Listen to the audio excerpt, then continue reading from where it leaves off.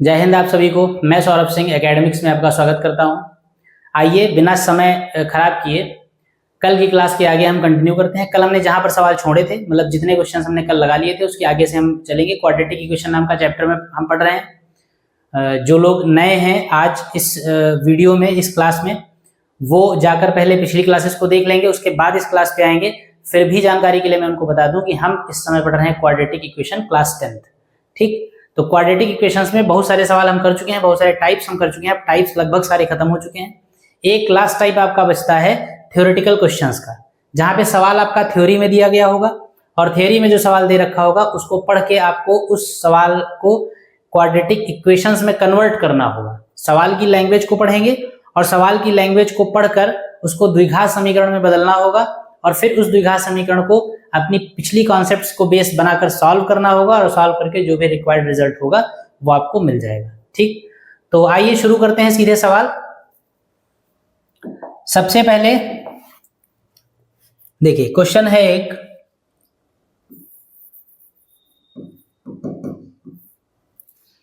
सवाल है दो संख्याओं का योग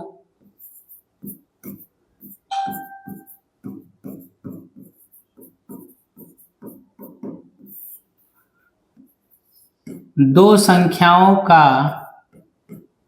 योग 16 तथा उनके व्युत्क्रमों का योग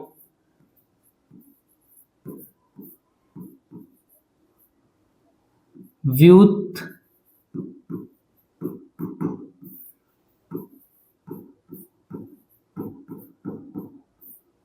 का योग 1/3 है। संख्याएं ज्ञात कीजिए।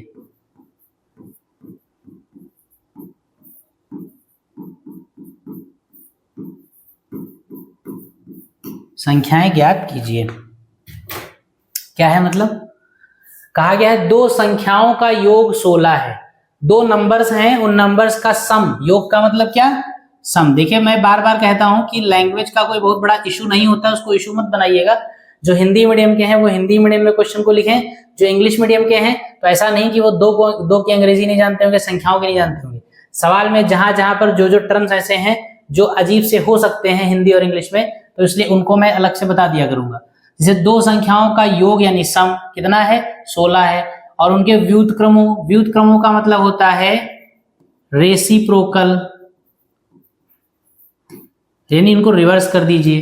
व्युत्क्रमों का योग 1/3 है, तो संख्याएं ज्ञात कीजिए। ठीक, the sum of two numbers is 16 and sum of these reciprocals is 1/3। तो क्या करना है आपको? संख्याएं निकालनी, फाइंड आउट द नंबर्स। ठीक है, तो चलिए चलते हैं सॉल्यूशन पे। अच्छा, ये सारी चीजें आप समझ चुके हैं पिछले चैप्टर में, जहां पर आपने x और y वाले सवाल लगाने सीखे थे, जहां पर आपने थ्योरेटिकल क्वेश्चंस को x और y में कन्वर्ट करना सीखा था। वहां पर आप इन सवालों को मतलब इनकी लैंग्वेज को कैसे इक्वेशन में कन्वर्ट किया जाता है वो आप सीख चुके हैं। तो इसलिए हम क्या करेंगे, इसलिए हम यहां पर क्या करेंगे, चलेंगे सीधे सॉल्यूशन पे। कहा गया दो संख्याओं का योग 16 है। दो संख्याएं हैं और उनका योग कितना है? 16। तो एक संख्या मान लीजिए आप उसमें से पहले,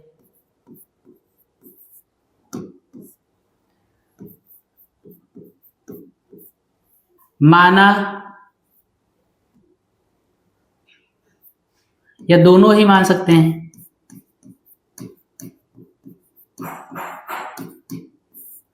माना दो संख्याएं क्या हैं? x तथा y। तो प्रश्न क्या कह रहा है?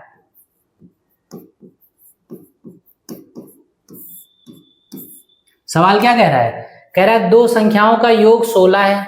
सवाल कह रहा है x plus y is equal to कितना है? 16, समीकरण नंबर 1। और सवाल कह रहा है उनके व्युत्क्रमों का योग 1/3 है। इसका मतलब 1/x plus 1/y equal to 1/3। इसका मतलब क्या हुआ? अगर आप इसमें एलसीएम ले लीजिए तो क्या हो जाएगा? y plus x upon x y is equal to 1/3।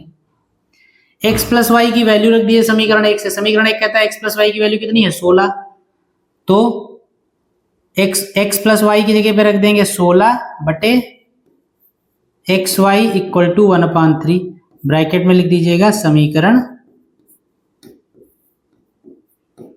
1 से। समीकरण 1 से x प्लस वाई की वैल्यू 16 हमने यहां पे रख दी कि एक्स वाई उधर जाएगा, 16 3 48 हो जाएगा। एक्स वाई बराबर 48, यहां से y की वैल्यू निकाल लीजिए, y बराबर 48 बटे x, यानी ये y की वैल्यू, ये y का मान उठा के समीकरण 1 में रख दीजिए।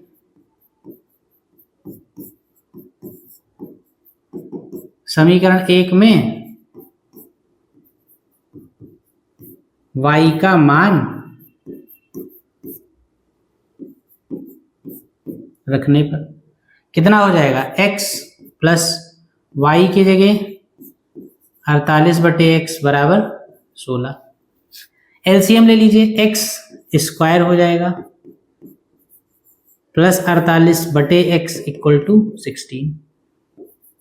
एक्स स्क्वायर प्लस 48 बराबर 16x। एक्स स्क्वायर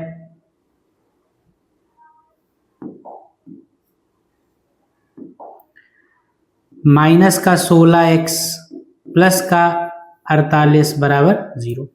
ये देखिए x में एक क्वाड्रेटिक इक्वेशन यानी कि द्विघात समीकरण आ गई।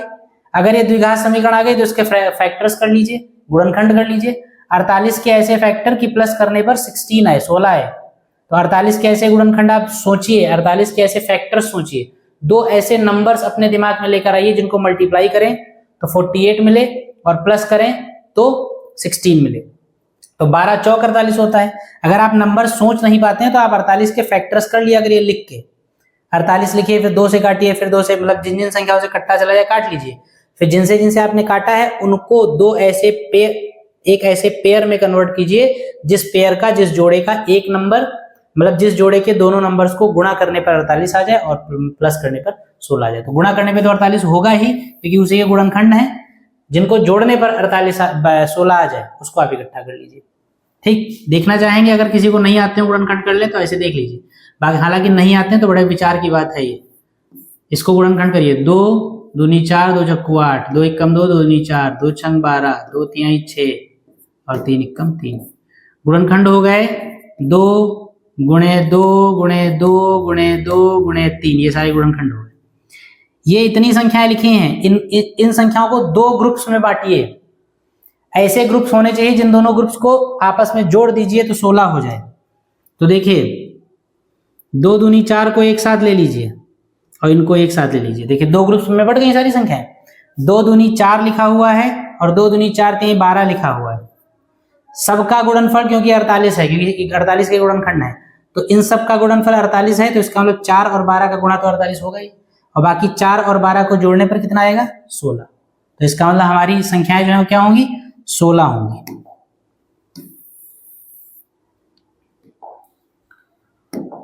तो आ जाइए इसके फैक्टर्स कर लें। 48 के ऐसे गुणनखंड की जोड़ने पर 16 है, 12 चौक 48।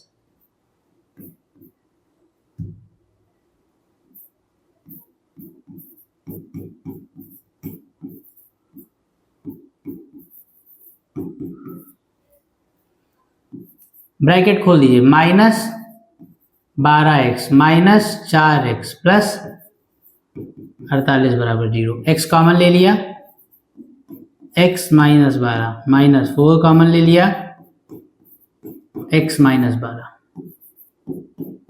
x माइनस 12 और x माइनस 4 बराबर 0।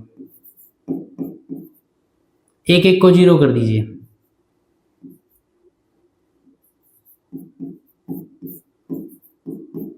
यदि x माइनस 12 बराबर 0 implies that x बराबर 12। यदि x माइनस 4 बराबर 0 implies that x बराबर 4। इसलिए ऐसे आंसर लिख देंगे, अतः x बराबर कितना 12, 4।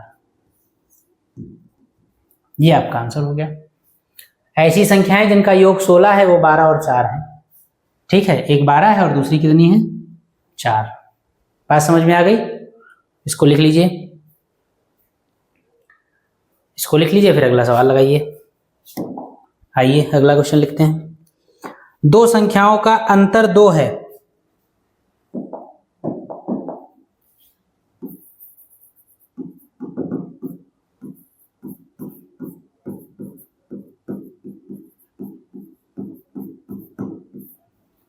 दो संख्याओं का अंतर 2 है तथा उनके वर्गों का योग 34 है।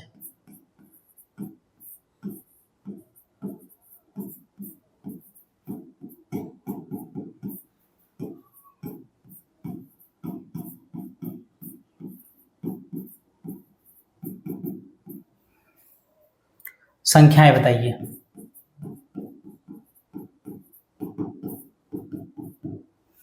क्या करना है? संख्याएं बताना है। कहा गया है दो संख्याओं का अंतर 2 है और उनके वर्गों का योग 34 है। देखिए क्या किया जाए सवाल में।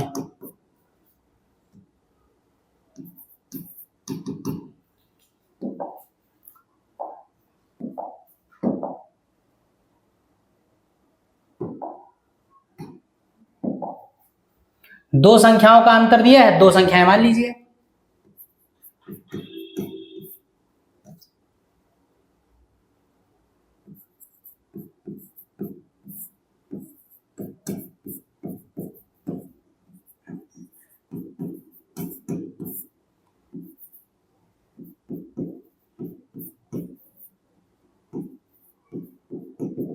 माना दो संख्या x तथा y है, तो क्या कहेंगे आप प्रश्नानुसार? According to question. सवाल क्या कह रहा है? दो संख्याओं का अंतर 2 है। अगर दो संख्याओं का अंतर 2 है तो इसका मतलब x माइनस वाई बराबर 2, समीकरण नंबर 1। उसके बाद कहा गया उनके वर्गों का योग 34 है। और क्या कहा गया? तथा उनके वर्गों का योग कितना है 34, समीकरण नंबर 2। तो हमको संख्याएं बतानी है, तो देखिए कैसे सॉल्व करेंगे। समीकरण 1 से आप x की वैल्यू, y की वैल्यू समीकरण 2 में रख दीजिए।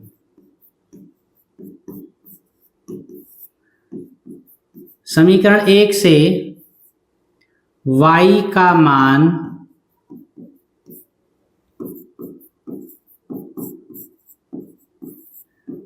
समीकरण 2 में रखने पर, समीकरण 1 से y का मान रखेंगे तो y का मान यहां से कितना आएगा? देखिए सब पहले समीकरण 2 में क्या करिए, एक्स स्क्वायर लिखिए प्लस y की जगह यहां से मान निकाल के रखना। y इधर जाएगा तो प्लस का हो जाएगा, 2 इधर आएगा तो माइनस का हो जाएगा, यानी y का मान होगा x माइनस 2। समीकरण 2 में जहां पर y है वहां पर समीकरण 1 से y का मान निकाल कर रख देंगे।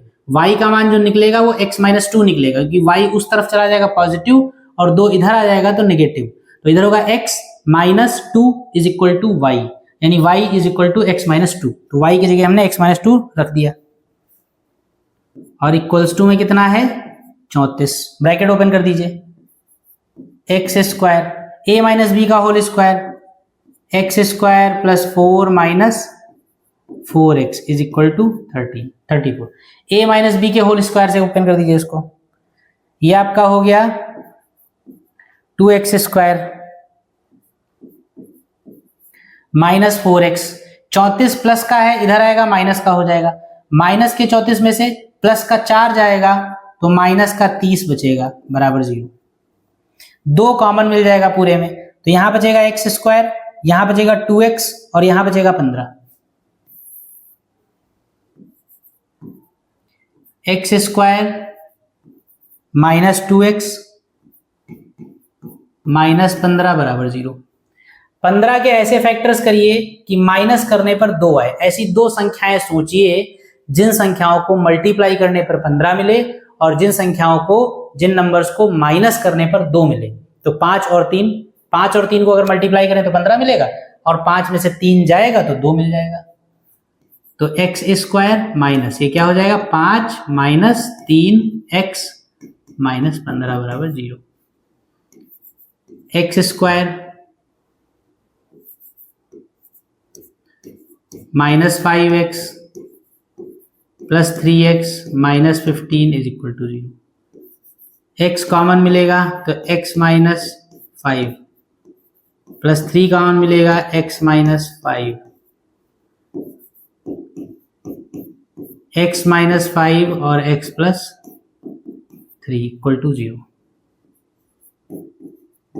एक एक को 0 करिए, x minus 5 is equal to 0, this implies x बराबर 5।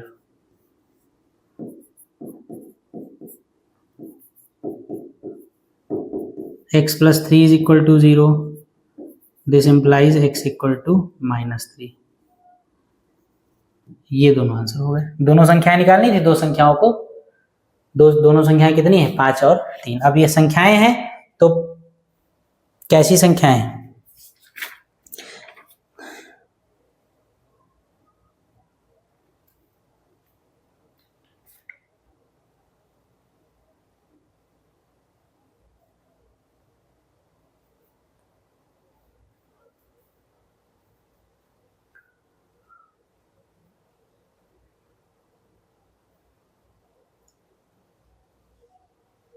नहीं ये दो संख्याएं नहीं हुई, x की दो वैल्यूज आई हैं। संख्याएं तो हमने x और y मानी थी ना, ठीक है, तो ये संख्याएं नहीं हैं, ये x और इसकी वैल्यूज आई हैं। तो यहां से इंप्लाइज दैट x बराबर आया 5। अगर x बराबर 5 है तो y बराबर कितना होगा, दूसरी संख्या।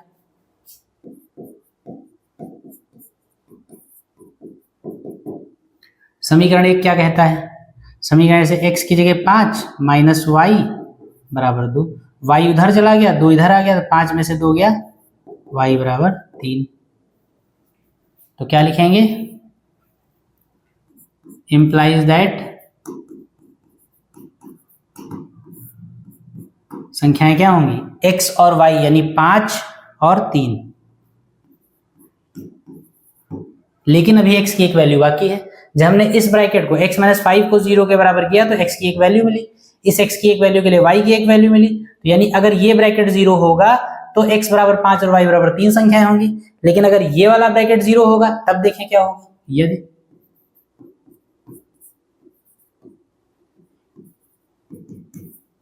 x प्लस 3 बराबर 0 तो x बराबर माइनस 3। फिर क्या करेंगे, समीकरण 1 से,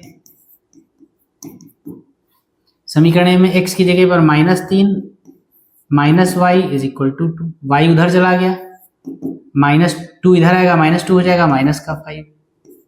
तो ऐसी स्थिति में संख्याएं क्या होंगी, माइनस 3 और माइनस 5। ठीक है, तो अगर ये ब्रैकेट 0 होगा, x माइनस 5 को 0 मानेंगे तो संख्याएं होंगी 5 और 3। अगर x प्लस 3 0 होगा तो संख्याएं होंगी माइनस 3 और माइनस 5। तो इसको अतः करके एक बार में लिख देंगे, अतः संख्याएं बराबर 5,3 होंगी या फिर माइनस 3, माइनस 5। ये आंसर आपका होगा। आई बात समझ में? ऐसे ही क्वेश्चंस आसान आसान। अगला सवाल देखिए, इसको नोट कर लीजिए, फिर अगला देखिए।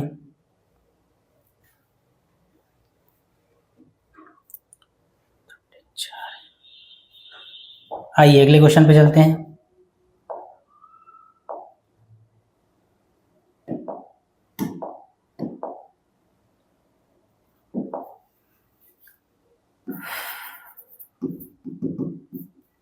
अगला क्वेश्चन है, एक संख्या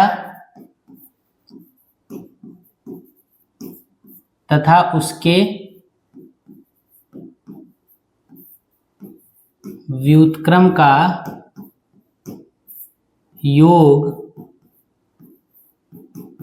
17/4 है, संख्या बताइए। क्या कहा गया है? एक संख्या तथा उसके व्युत्क्रम का योग। व्युत्क्रम का मतलब रेसिप्रोकल। तो कोई संख्या है और उसी का कोई संख्या है और उसका व्युत्क्रम है, दोनों को अगर जोड़ दीजिए तो 17/4। एक संख्या में जब उसी का रेसिप्रोकल जोड़ दिया जाए, सपोज दैट संख्या x है, तो x का रेसिप्रोकल 1/x होगा। सवाल कह रहा है संख्या और उसके रेसिप्रोकल का सम कितना है? 17/4 है। तो संख्या बताइए। तो बस यही इक्वेशन बनेगी। इसको सॉल्व करके क्वाड्रेटिक इक्वेशन बनाएंगे और सॉल्व वो कर लेंगे, x की वैल्यू निकाल लेंगे।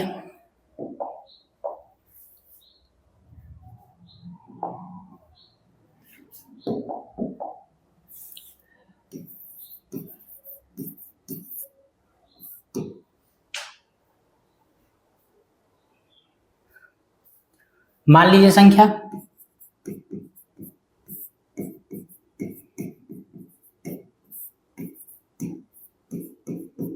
माना संख्या x है,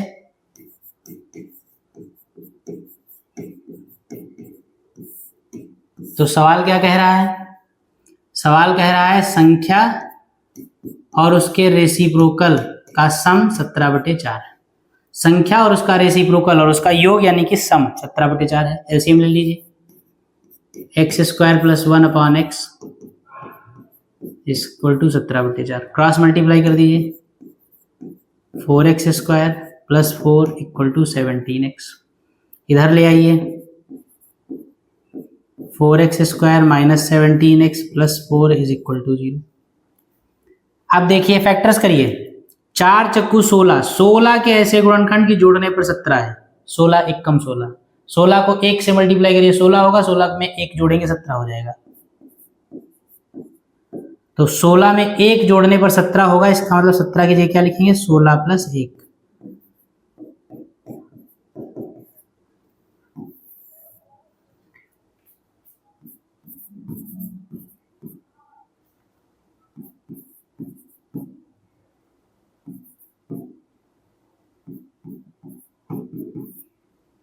फोर एक्स कॉमन मिल जाएगा,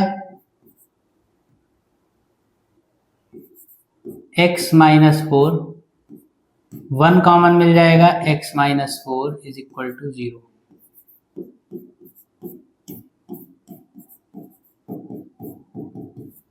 एक एक ब्रैकेट को 0 करिए। यदि x - 4 = 0, दिस इंप्लाइज x = 4।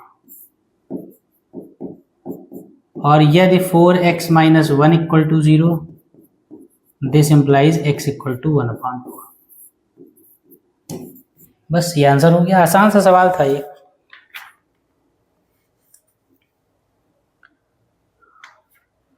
ठीक है, तो आसान सा सवाल था, इसको लिख लीजिए, फिर अगला लगाया जाए।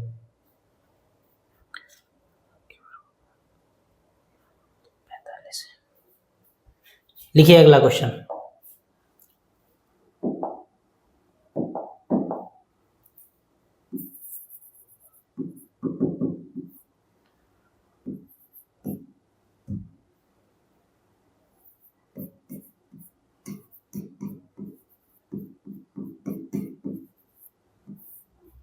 दो प्राकृतिक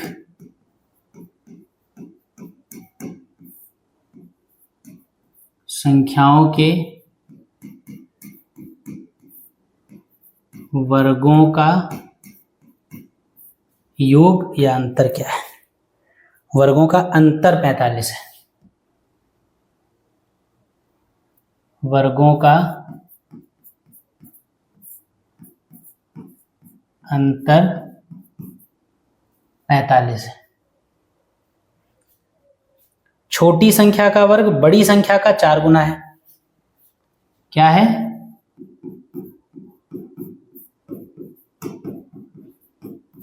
छोटी संख्या का वर्ग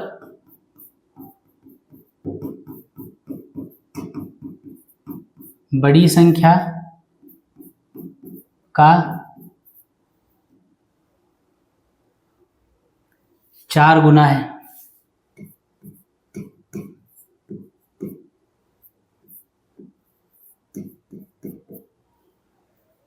तो संख्याएं ज्ञात कीजिए। ठीक,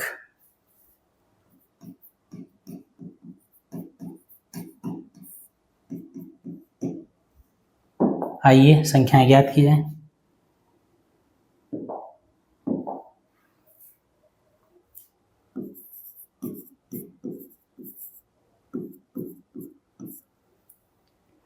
दो प्राकृतिक संख्याओं के वर्गों का अंतर, दो प्राकृतिक संख्याएं हैं मान लीजिए,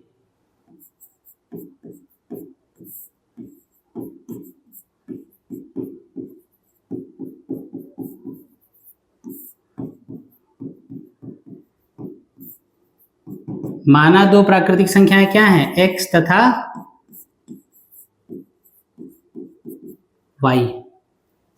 मान लिया हमने दो प्राकृतिक संख्याएं क्या हैं, x और y हैं। अगर x और y दो प्राकृतिक संख्याएं हैं तो इनके वर्गों का अंतर आपको 45 दिया गया है। ठीक है, इनके वर्गों का अंतर आपको 45 दिया गया। तो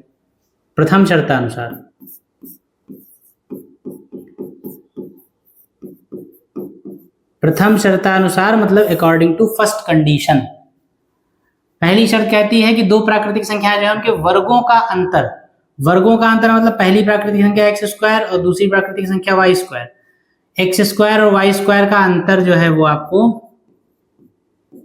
45 दिया गया है। इसको आप इक्वेशन 1 बना लीजिए। फिर कहा गया है छोटी संख्या का वर्ग बड़ी संख्या का 4 गुना है। दूसरी शर्तानुसार अकॉर्डिंग टू सेकेंड कंडीशन, छोटी संख्या का वर्ग बड़ी, पहली बात तो छोटी बड़ी डिसाइड करिए कौन है। x और y दो प्राकृतिक संख्याएं आपने मानी है, इन दोनों में कोई भी छोटी कोई भी बड़ी हो सकती है, लेकिन आपने जो पहली शर्त यूज की है इसमें आपने किसमें से किसको घटाया है। जब दो प्राकृतिक संख्याओं के वर्गों का अंतर लेने की बात की गई, डिफरेंस लेने की बात की गई, डिफरेंस में बड़े में से छोटा ही घटाया जाता है। तो यहां पर क्या है, एक्स स्क्वायर में से आपने वाई स्क्वायर को घटाया तब पॉजिटिव प्लस का 45 मिला है, और अगर दो संख्याओं का अंतर एक में से दूसरे को घटाने पर प्लस वैल्यू मिल रही है तो इसका मतलब पहली वाली संख्या बड़ी है। जब बड़े में से छोटा घटाओगे तभी तो पॉजिटिव मिलेगा, अगर छोटे में से बड़ा घटा देंगे तो नेगेटिव मिल जाएगा। हमने यहाँ पर इन दोनों का अंतर 45 के बराबर लिखा है, 45 प्लस का है, इसका मतलब जो 45 है वो जिन दो संख्याओं का अंतर है उसमें से पहली वाली बड़ी है और दूसरी वाली छोटी है। तो बड़ी संख्या क्या है x और छोटी संख्या क्या है y। सवाल कह रहा है, देखिए छोटी संख्या है y और बड़ी संख्या है x। सवाल कह रहा है कि छोटी संख्या का वर्ग यानी y स्क्वायर बड़ी संख्या का 4 गुना है। छोटी संख्या का वर्ग यानी y स्क्वायर बड़ी संख्या का 4 गुना है, यानी कि बड़ी संख्या यानी x का 4 गुना है, यानी कि 4x के बराबर है। y स्क्वायर 4x के बराबर है। छोटी संख्या का वर्ग यानी y स्क्वायर बराबर है किसके, बड़ी संख्या के 4 गुने के, यानी कि y स्क्वायर 4x के बराबर है। तो दूसरी कंडीशन कहती है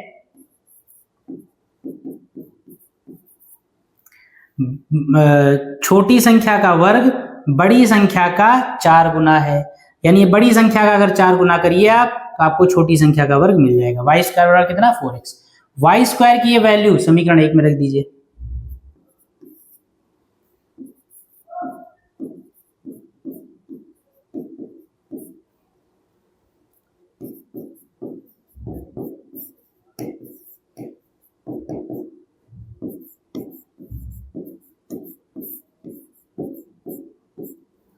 वाई स्क्वायर का मान समीकरण नंबर 1 में रखने पर क्या हो जाएगा, x square minus y square की value 4x is equal to 45, x square minus 4x minus 45 is equal to 0। 45 यानी 45 के गुणनखंड जब आप करेंगे, ये पॉइंट नहीं लगा हुआ है, 45 के ऐसे गुणनखंड जिसको माइनस करने पर 5 है, ऐसी दो संख्याएं सोचिए जिनको मल्टीप्लाई करने पर आपको 45 मिले और माइनस करने पर आपको 4 मिले। तो 9 और 5, 9 में से 5 चला जाएगा तो 4 मिलेगा, और 9 और 5 को मल्टीप्लाई करेंगे तो 45 मिलेगा। तो 9 में से 5 घटाने पर आपको 4 मिल रहा है, तो 4 की जगह 9 - 5 लिख दिया और माइनस 45 बराबर 0।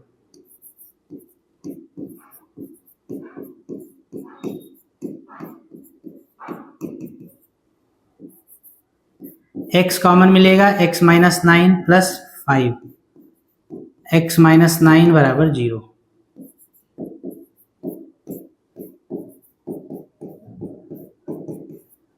एक एक संख्या को जीरो करिए। यदि देखिए पहले दूसरा वाला ब्रैकेट जीरो करते हैं, किसको छोड़ना है। x प्लस 5 बराबर 0, तो x बराबर कितना, -5। ध्यान समझिए, x का ये जो मान आया है, इस मान के लिए y की वैल्यू निकालनी है आपको या नहीं निकालनी, वो देख लीजिए। यहाँ पे x क्या है, आपने जो दो प्राकृतिक संख्याएं मानी है वही x है।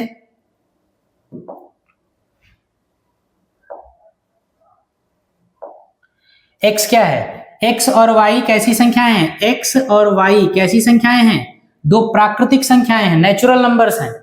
और जो नेचुरल नंबर्स होते हैं, क्या वो कभी नेगेटिव हो सकते हैं? नेचुरल नंबर्स हमेशा पॉजिटिव होते हैं, नेचुरल नंबर्स कभी नेगेटिव नहीं होते हैं। प्राकृतिक संख्याएं हमेशा पॉजिटिव होंगी, तो यानी x और y जो होंगे वो हमेशा पॉजिटिव होंगे, नेगेटिव कभी नहीं होंगे।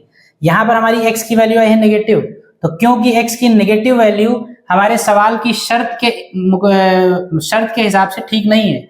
सवाल की शर्त है कि संख्याएं प्राकृतिक होंगी, प्राकृतिक का मतलब पॉजिटिव होंगी, लेकिन हमारा x नेगेटिव आ गया, तो इसलिए ये वाला x एक्सेप्टेबल नहीं है, यानी कि इसको हम कह देंगे ये अग्राह्य है। क्या है, अग्राह्य, यानी कि एक्सेप्टेबल नहीं है, एग्जिस्ट नहीं करेगा, मतलब ये माना नहीं जाएगा। तो अगर ये माना नहीं जाएगा तो फिर दूसरा वाला वैल्यू ले लीजिए आप, x, यदि x माइनस 9 इक्वल टू 0,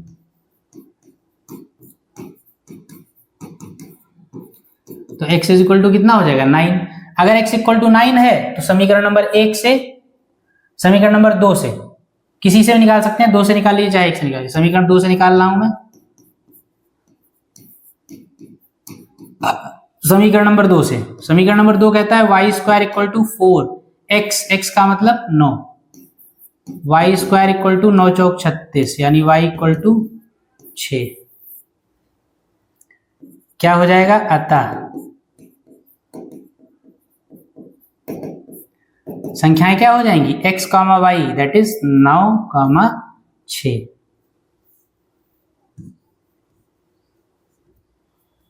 ठीक, आई बात समझ में। इसी तरीके से आसान आसान क्वेश्चंस हैं, आप लगाते रहिए। इसको लिख लीजिए, एक क्वेश्चन और लगा लें, फिर आज की क्लास को खत्म करें, बाकी के सवाल अगली क्लास में लगाएंगे। आइए इसको लिख लीजिए, अगला सवाल एक देखते हैं।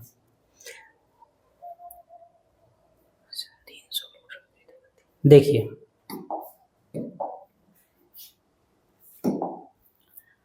क्वेश्चन थोड़ा बड़ा है, सॉल्यूशन ज्यादा बड़ा नहीं है, लेकिन क्वेश्चन थोड़ा बड़ा है।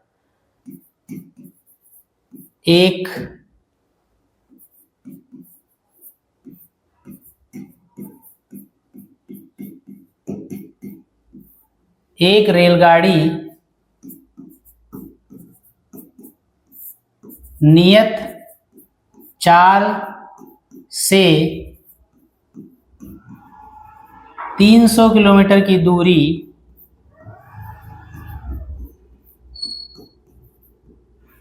तय करती है, यदि इसकी चाल को 5 किलोमीटर प्रति घंटा बढ़ा दिया जाए। क्या कहा गया है,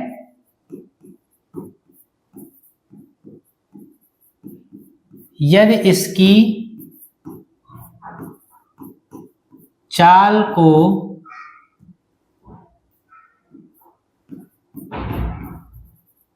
5 किलोमीटर प्रति घंटा बढ़ा दिया जाए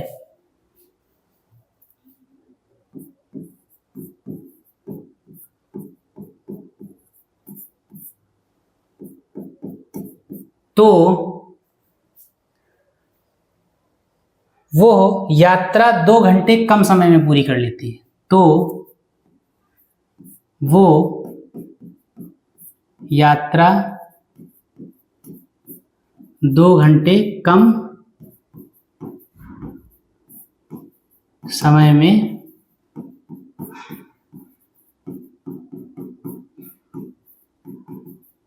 पूरी करती है।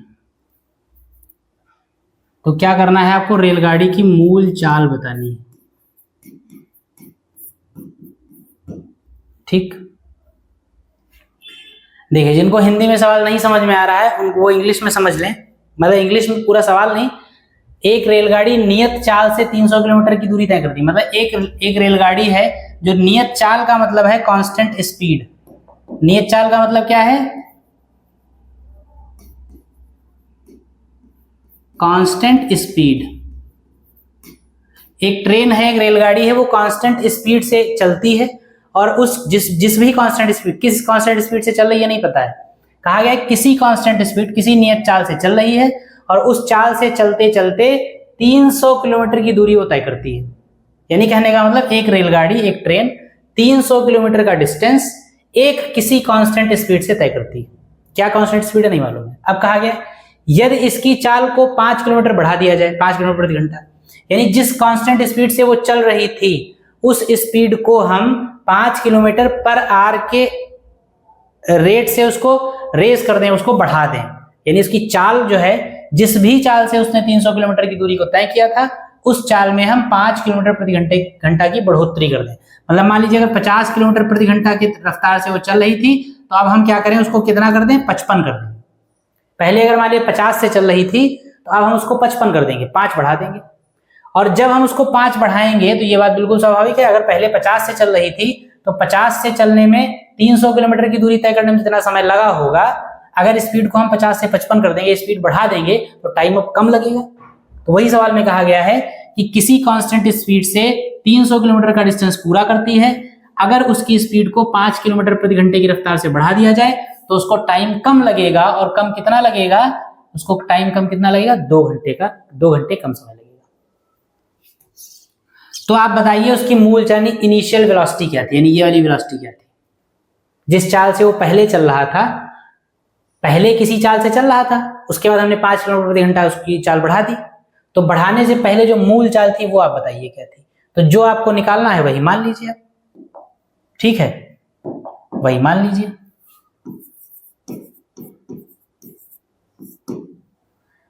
माना मूल चाल यानी कि इनिशियल वेलोसिटी x किलोमीटर प्रति घंटा है, ठीक। अगर मूल चाल x किलोमीटर प्रति घंटा है तो दूरी कितनी तय की थी उसने?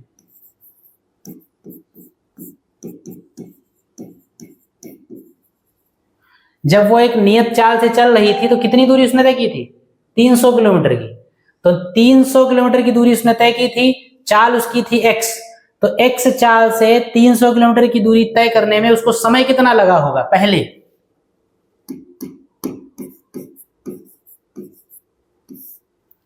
ऐसे लिख लेंगे,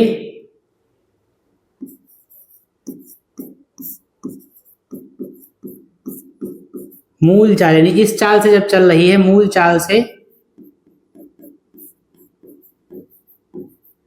लगा समय t1 बराबर क्या होगा? मूल चाल से जब चल रही है तो इतनी दूरी उसने तय की है, तो समय हमको t1 निकालना कि इस चाल से इतनी दूरी को चलने में कितना समय लगा। तो समय बराबर होगा दूरी बटे चाल, यानी t1 बराबर हो जाएगा दूरी का मतलब 300 और चाल का मतलब 1। समीकरण नंबर 1 हो गया। जब वो एक कांस्टेंट स्पीड से चलेगी तो उसको t1 टाइम लगेगा। अब जरा सवाल पे शर्तें लगाइए।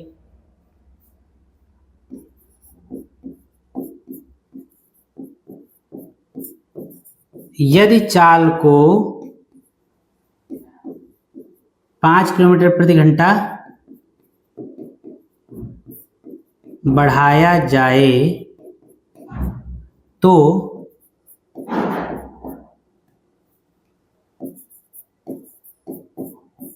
नई चाल कितनी हो जाएगी? x+5 हो जाएगी। अच्छा, चाल 5 किलोमीटर प्रति घंटा बढ़ा दी गई, लेकिन दूरी तो आपकी वही रहेगी, 300 किलोमीटर को ही तो फिर से तय करना है। पहले इस x किलोमीटर से तय करना था, अब x+5 से तय करना है। इसलिए लिखेंगे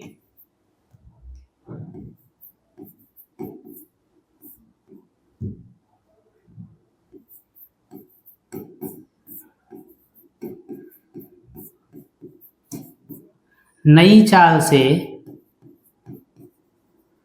300 किलोमीटर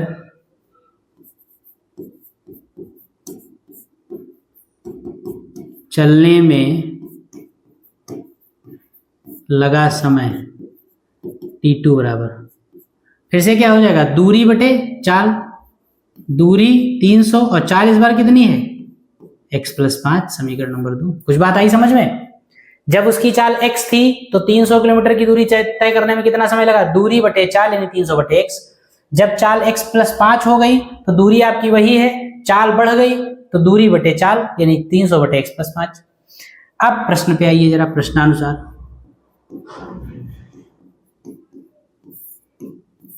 प्रश्न कह रहा है कि जब आप उसकी चाल को बढ़ाएंगे तो उसको यात्रा में 2 घंटे कम समय लगेगा। और स्वाभाविक बात भी है, जब आप स्पीड बढ़ा देंगे तो टाइम आपको कम लगेगा। जब स्पीड आपकी कम होगी तब टाइम ज्यादा लगेगा, जब स्पीड ज्यादा होगी तब टाइम कम लगेगा। तो यहां पर देखिए 300 बटे x ये पहले वाला टाइम है और 300 बटे x + 5 ये बाद वाला टाइम है। बाद वाला टाइम बढ़ी हुई स्पीड का टाइम है, और जब बढ़ी हुई स्पीड का टाइम बाद वाला टाइम है तो बढ़ी हुई स्पीड में कम टाइम लगेगा, यानी बाद वाला टाइम कम होगा और पहले वाला टाइम ज्यादा होगा, यानी t1 ज्यादा होगा और t2 कम होगा। t1 ज्यादा होगा और t2 कम होगा। पहले वाले समय और दूसरे वाले समय में कितना अंतर है, 2 घंटे का, यानी t1 t2 से कितना ज्यादा है, 2 घंटे। बात समझ में आई? जब हम कम स्पीड से चल रहे थे तो ज्यादा टाइम लगा हमको, जो कि t1 है। जब हमने अपनी स्पीड बढ़ा दी तो हमको कम टाइम लगा, जब हमने अपनी स्पीड बढ़ाई तो हमको कम टाइम लगा, जो कि t2 है। तो ज्यादा टाइम में से कम टाइम अगर घटाएंगे तो समयों का जो अंतर है वो आ जाएगा। अंतर कितना है, 2 घंटे कम समय लगा। तो t1 - t2 = 2। t1 की वैल्यू रख दीजिए 300 बटे x और ये 300 बटे x + 5 बराबर 2। एलसीएम ले लीजिए, सॉल्व कर लीजिए। 300 मिला कॉमन, x × x + 5 मिला एलसीएम, ऊपर रहा x + 5 माइनस का रहा x = 2, x से x कट गया, 2 से ये कट गया 150 बार, 15 × 5 = 75, 750 बटे में x² + 5x = 1। ये उधर चला गया, ये हो गया x² + 5x, 750 उधर जाएगा माइनस में। 750 के ऐसे गुणनखंड की माइनस करने पर 5 आए। आप कॉपी कलम इस्तेमाल करिए, अपना करिए, सोचिए और देखिए क्या है यहां पर।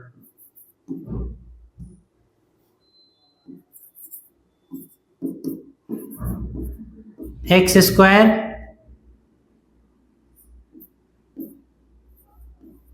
30 - 25,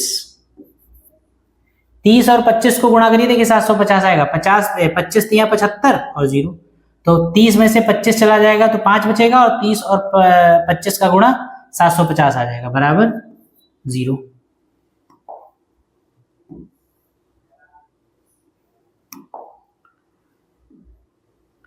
ब्रैकेट खोल दीजिए, x² + 30x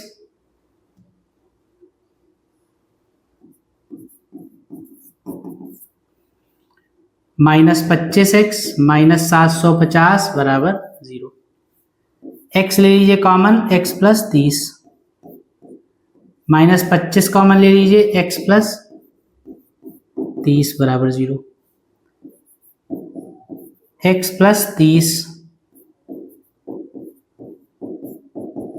x - 25, एक एक को 0 कर दीजिए आप।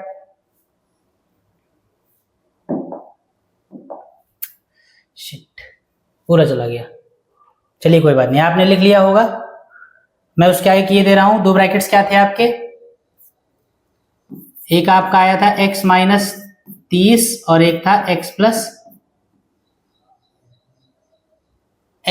30 होगा, और x - 25 बराबर 0, ऐसा होगा। ठीक है, तो एक एक को 0 कर लीजिए। यदि x + 30 बराबर 0 तो x बराबर कितना, -30, ये क्या एक्सेप्टेबल होगा? ये नॉट एक्सेप्टेबल। क्यों नॉट एक्सेप्टेबल है?